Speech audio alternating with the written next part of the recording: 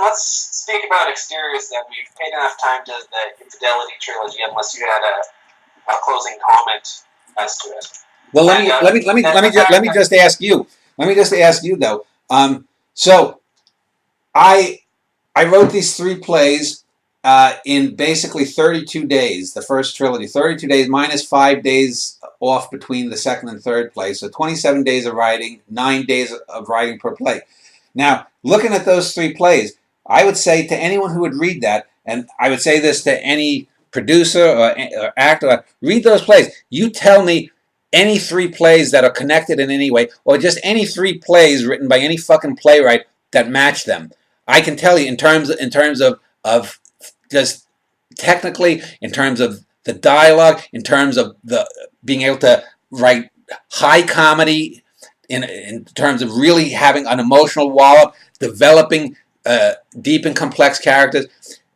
Obviously, that's beyond anyone pre-modern. I mean, Shakespeare has no characters. I mean, I've got a dozen characters in these three plays that dwarf anything Shakespeare ever did. O'Neill, as great as he could be, you can't really compare the characters. I mean, if you go to like Long Day's Journey into Night and the actor husband and the morphine addicted wife, I mean, they are great portrayals in that one slice of that person, but there isn't that depth. So my question to you is, having read this, and I don't know how many plays you've read of other people, I mean, do you think that it's illogical or stupid or just braggadocious of me to say you're not going to find three better plays than this? No, I think that there are plays that come close to any of these three.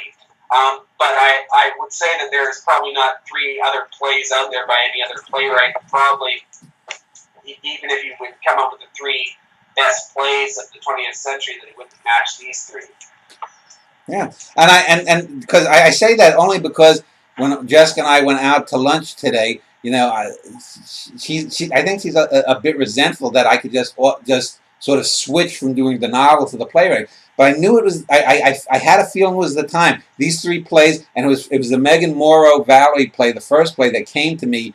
I had ideas like, but that's the one that crystallized. And I said, oh, that's the entry, the subway entry, the tunnel entry into playwriting. That's the one that I have to do, and that's the one that I did. And now I'm just going to be plowing through a lot of these, and some of these plays will be very close to the reality that I lived with the characters they're based on.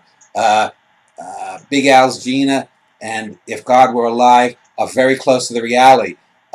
Exteriors, the fourth play, and the first play, The Thing After Death, are plays that have a slight tangents to my real work, my real life, but are basically, you know, totally made up otherwise.